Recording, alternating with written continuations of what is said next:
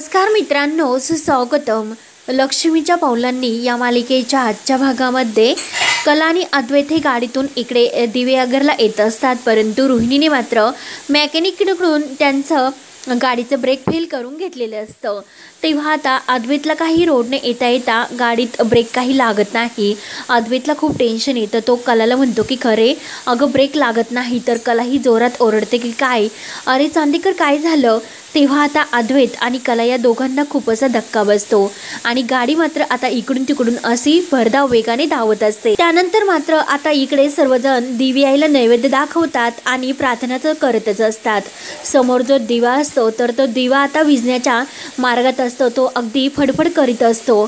तेव्हा आता रजनी ही दोन्ही हाताने त्या दिव्याला असं विझू नये म्हणून प्रयत्न करते आणि सर्वांना आता एक काळजी असते की नक्की आता दिव्याचा काय असा संकेत आहे, दिवा का असा फडफड करीत असेल, विझण्याचा प्रयत्न तो का करत असेल. म्हणून संगीता सुद्धा अगदी दिव्याला मनोभावाने हात जोडते. तर सुद्धा तेथेच असते. तेव्हा आता आबा रजनीला म्हणतात की अगं रजनी, तू दिवा विझून देऊ नको, दोन्ही हाताने असा व्यवस्थित धर.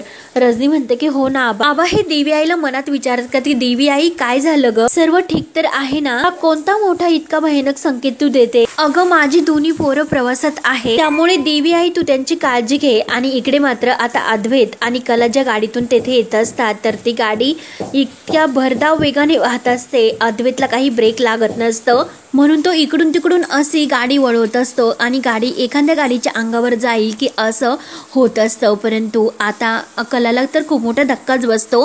कला ही अगदी घाबरलेली असते की नक्की काय होईल आता. अद्वैतला सुद्धा खूप टेन्शन येतं आणि तो गाडी अगदी थांबवण्याचा प्रयत्न करत असतो. त्यावर आता इकडे सरोजी आबांना म्हणत असते की आबा अहो नका टेन्शन घेऊ, बाहेर थंडी सुटलेली आहे, वारा सुद्धा सुटलेला आहे, त्यामुळे ज्योतिषी फडफड करत असेल, काहीतरी असा विचार करू नका, काही होणार नाही. त्यावर आता रोहिणी मात्र मनातून खूप खुश असते आणि मनात म्हणते की वहिनी अगं वातावरण कितीही थंड असेल ना, कारण मी जी आग लावलेली आहे तर ती पावसात सुद्धा पेटणारी आहे. त्यावर आता आबा म्हणतात की सरोज अगं काही सुद्धा होणार नाही असं म्हणून मनाला कितीही समजावलं तरी सुद्धा हा संकेत बघितल्यानंतर मन हे चलबिचल होते ग. तेव्हा सरोज म्हणते की आबा नका टेन्शन घेऊ.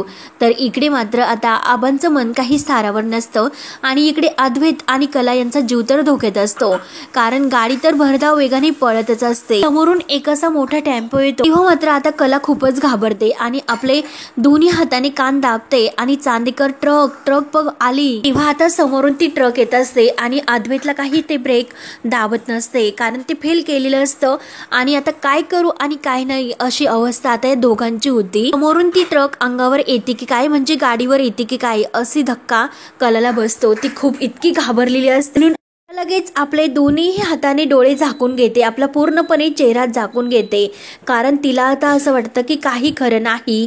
आणि आता समोरून अद्वैत लगेच थोडासा टर्न देतो आणि आपली गाडी असं बाजूला ओळून घेतो आणि म्हणजे दिव्याच्या कृपेने इतकं मोठं अंगावर त्या गाडीवर येणारी ट्रक मात्र आता बाजूला निघून जाते. आणि आता जी अद्वैतची गाडी असते तर ती एका झाडावर जाऊन आदळते आणि तेवढ्यात मात्र आता इकडे देवी समोरचा दिवा विझतो आणि सर्वांना मात्र आणखीन टेन्शन येते. एक खूप मोठा असा धक्का सर्वांना बसतो. परंतु रोहिणीच्या अगदी मनासारखं होतं. तिला तर आता नक्की माहिती असतं की तिने काय केलेलं आहे आणि आता काय झालेलं असेल. ती मनात म्हणते की काम झालेले दिसते, देवाने तर चांगला संकेत सुद्धा दिला. त्यावर आता रजनी सुद्धा खूप घाबरते, तिच्या डोळ्यातून पाणी येतं. ती लगेच आबांना म्हणते की आबा कला आणि अद्वैत तर हे प्रवासाला गेलेत, प्रवास व्यवस्थित होईल ना त्यांचा. तेव्हा आता सरोजला सुद्धा खूप टेन्शन येतं आणि संगीता तर अगदी घाबरीच होते. रोहिणी म्हणते की हो होईल ना, पण वर जाण्याचा परतीचं नाही, म्हणून रोहिणीला खूप आनंद होत असतो. आणि इकडे मात्र आता अद्वैत कला हे त्या गाडीत असतात आणि ती गाडी झाडावर आदळलेली असते. तेव्हा अद्वैत आणि कला हे इतके घाबरलेले असतात आणि गाडी तर ते असे खाली डोकं घालून बसलेले असतात. नक्की त्यांना लागले की काय ते डोकं वर सुद्धा करून पाहायला तयार नसतात. त्यानंतर मात्र आता इकडे नैना तर खूप वैतागलेली असते. मस्त मी राहुल सोबत बाहेर गेले असते आणि त्या राहुल सोबत मी फिरले असते, ह्या घरच्यांच्या कटकटीतून मात्र मी काही दिवस तरी आराम केला असता, छान अगदी टेन्शन फ्री एन्जॉय करता आला असता. पण नाही, मला हवी असलेली एखादी गोष्टी जर सहजासहजी मिळाली, या घरातील लोक सुद्धा काय मला इरिटेट करत असतात. आणि तेवढ्यात रजनी ही नैना अगं जरा खाली येते का म्हणून नैनाला आवाज देत असते. अगं नैना तुला भेटायला कोणीतरी आलंय. तेव्हा नैना ही आतून आवाज येते की हो मामी आले मी, परंतु तिला आता एक टेन्शन येतं की नक्की मला भेटायला कोण आले असेल. या घरातील लोकांना एखादं आलेलं पार्सल सुद्धा घेता येत नाही. नैनाची नावाची गोष्ट आहे ना, मग ती नैनानेच पाहायची आणि आले आले करून ती खाली धावतच येते. तर रजनी किचन मध्ये असते आणि नैनाला इतकं धावत आलेलं बघून म्हणते की अगं जरा सावकाश आहे, इतक्या जोरात कशाला चालतेस. तर लगेच आता नैना तिथूनच तोऱ्यात म्हणते की नैना मामी काय हो, काय झालं, का मला आवाज देऊन तुम्ही खाली बोलावून घेतलं, तुम्हाला पार्सलच आले होते, मग अंजूला सांगायचं, अंजूने घेतलं असतं, उगाच मला खाली कशाला बोलावून घेतलं. आणि समोर पाहते तर काय, सौरभ हा मोठ्या आयटी तेथे सोफ्यावर बसलेला असतो. तेव्हा मात्र आता सौरभला बघून नैनाच्या तर पायाखालची जमीनच हालते. नैनाला इतका जबर धक्का बसलेला असतो आणि सौरभ आयटी तिच्याकडे पाहत असतो. नैना इतकी घाबरते आणि घाईने ती सौरभ जवळ येते.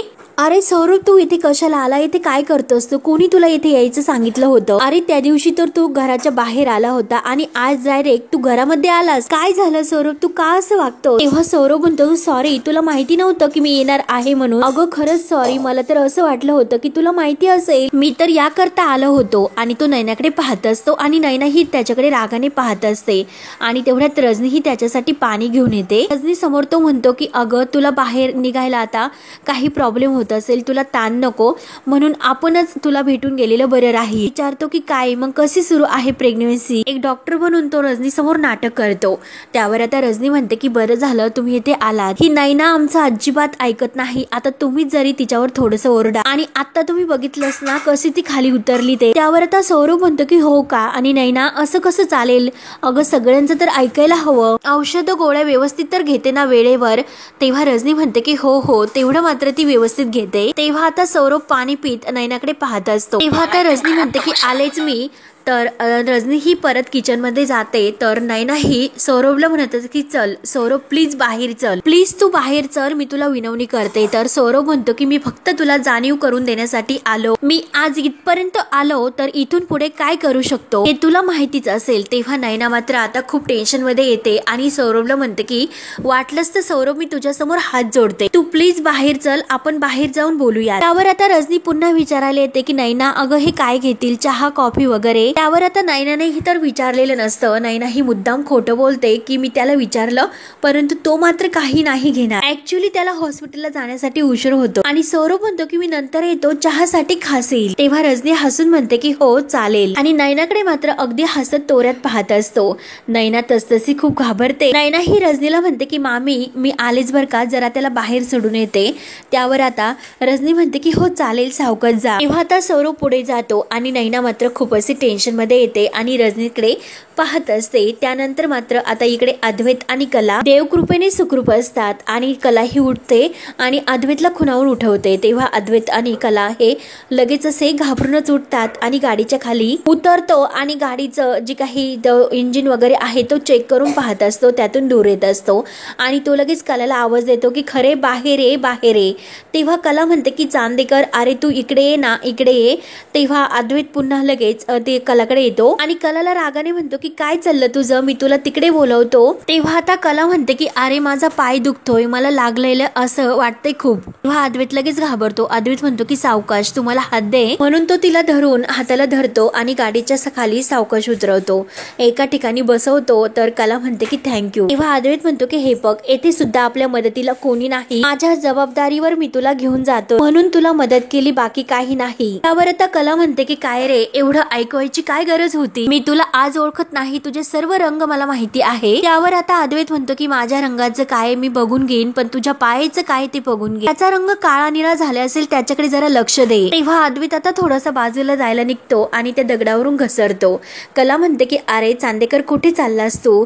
अद्वैत म्हणतो की तुझ्या पायाला लागले, गाडीचा ऍक्सिडेंट सुद्धा झाला आपला, मग लिफ्ट शोधायला नको का, आणि पायाला किती लागले काय लागले हे यासाठी डॉक्टरांना शोधायला नको का. अगं आपण कुठे जातो हे तुला माहिती आहे, दिवे आगरला जायचं करायचं आपल्याला, अजून काही एक्सप्लेनेशन तुला हवं आहे का? त्यावर आता कला म्हणते की नको आणि जा तिकडे. तेव्हा अद्वैत जायला निघतो तर कला पुन्हा आवाज देते की चांदेकर. तेव्हा अद्वैत पुन्हा तावताव मागे येतोस तर कला म्हणते की अरे चिडतोस का? मी तुला एवढं सांगते की अरे तू खूप लांब जाऊ नकोस, मी येथे एकटी बसलेली आहे, जरा तू लक्ष दे, त्याचं जरा भान ठेव. तर अद्वैत रागावून म्हणतो की एवढी अक्कल आहे मला आणि मला माझ्या जबाबदाऱ्या सुद्धा कळतात आणि कुणाशी संबंध जोडले हे नाही म्हणून अद्वैत खूप असं वैतागतो.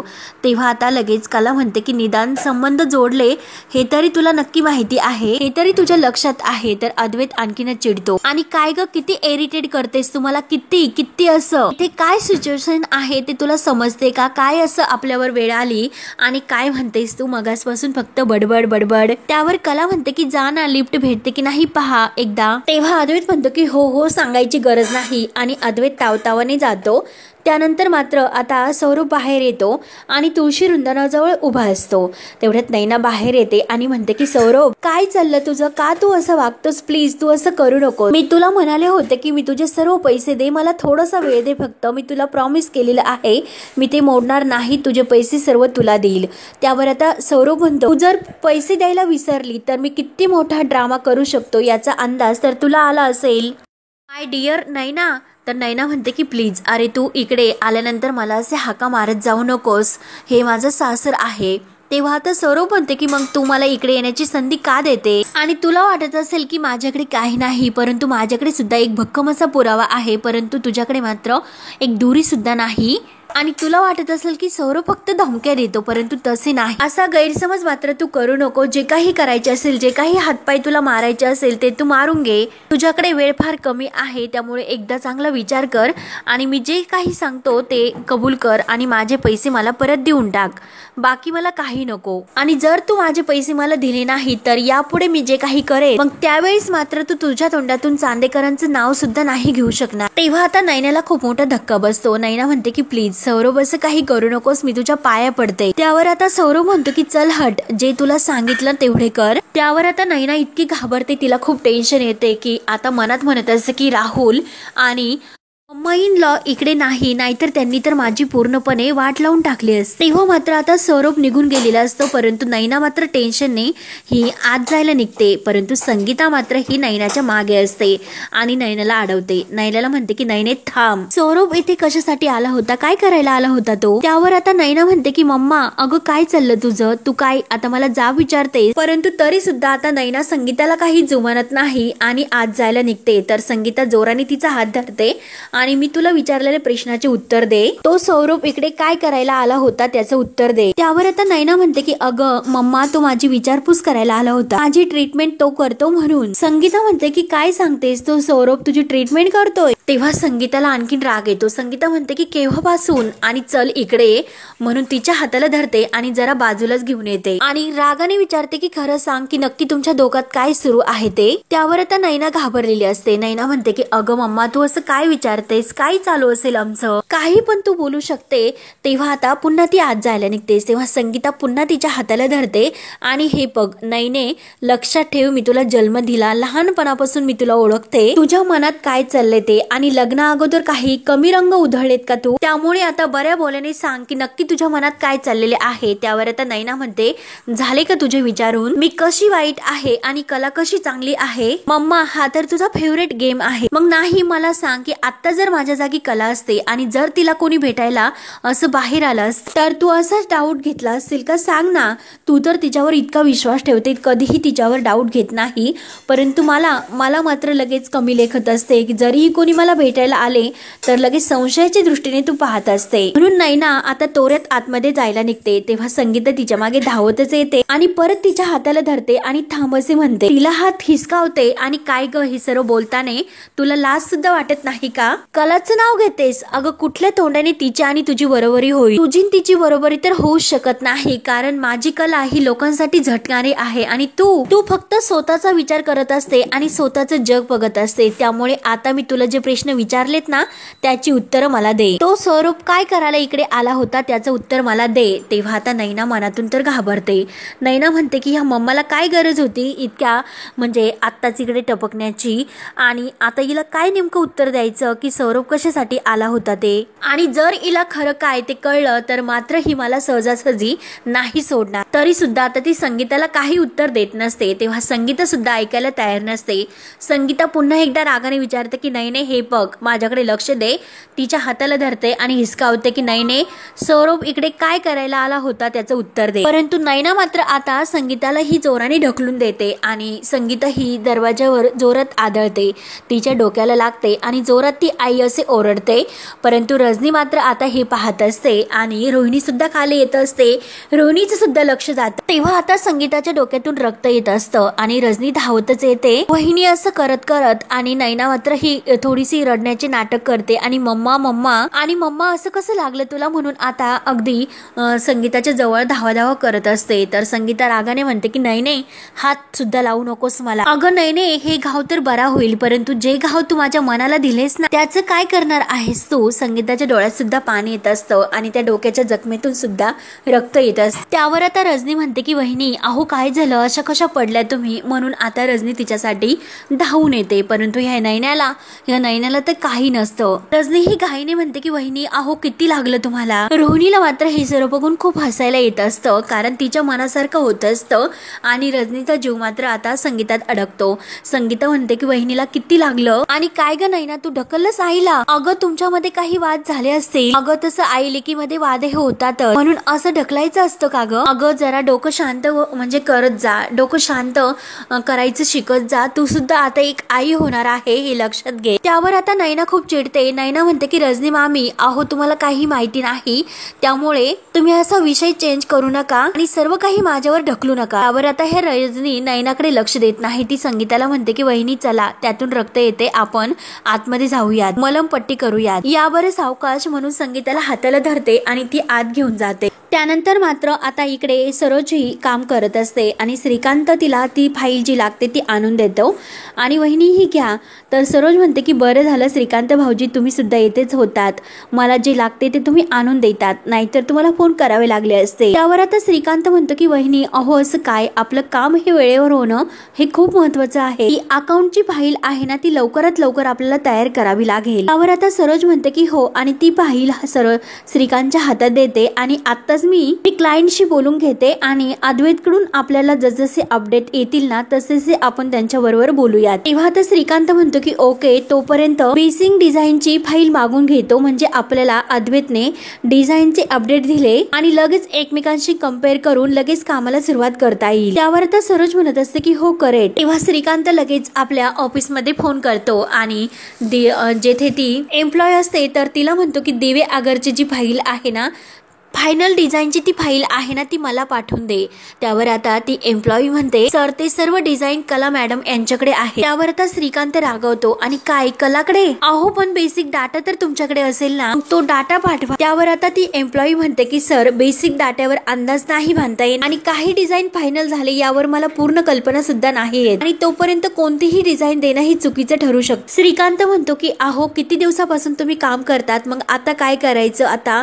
तर लगेच ती एम्प्लॉई म्हणते की सर ते सुद्धा कला मॅडमलाच विचारावे लागेल. तेव्हा आता कला म्हटल्यानंतर श्रीकांतला खूप राग येतो आणि तो डायरेक्ट फोन कट करतो आणि कला वहिनी ऑफिसमध्ये हे काय चाललं, सारखी ती कला ह्या कलाने सांगितल्याशिवाय ऑफिसमध्ये एकही पान इकडचे तिकडे हलत नाही वहिनी. त्यामुळे मला असं वाटतं की ही मुलगी एक दिवस सर्व ऑफिस ताब्यामध्ये घेईल आणि जर ही असेल तर काम होईल आणि ही जर नसेल तर काम नाही होणार. वहिनी आपण काय मूर्ख वाटलो का हिला. ह्या चांदेकर ज्वेलरचा इतका 100 वर्षाचा पसारा आपण काय उगीच सांभाळला असं वाटतं का या मूर्ख मुलीला. त्यावर आता सरोज म्हणत असते की भाऊजी तुमचं सर्व म्हणणं बरोबर आहे, परंतु विशेषण मात्र तुम्ही चुकीचं वापर. भाऊजी ती मूर्ख नाही तर ती लोकांना मूर्ख बनवते आणि ऑफिसमध्ये सुद्धा आता सर्व काही वर्चस्व ही तिचंच आहे. त्यासाठी मला तिच्या विरोधात काहीतरी करावं लागेल आणि जर ती कला खरे असेल तर मी सुद्धा सरोज चांदेकर आहे. तिची चाल मी नुसती थांबवणार नाही तर आता मोडून सुद्धा काढेल. तेव्हा आता श्रीकांत आणि सरोज या दोघांनाही खूप राग येत असतो कलाचा. धड्याचा आणि ते कलाला धडा शिकवण्याचं ठरवतात। त्यानंतर मात्र आता इकडे अद्वैत हा प्रत्येक गाडीला लिफ्ट मागत असतो, परंतु एकही गाडी थांबायला तयार नसते आणि आता कलाला खूप हसायला येत असतं। अशा अनेक गाड्या येतात आणि जात असतात, परंतु कोणतीही गाडी थांबायला तयार नसते।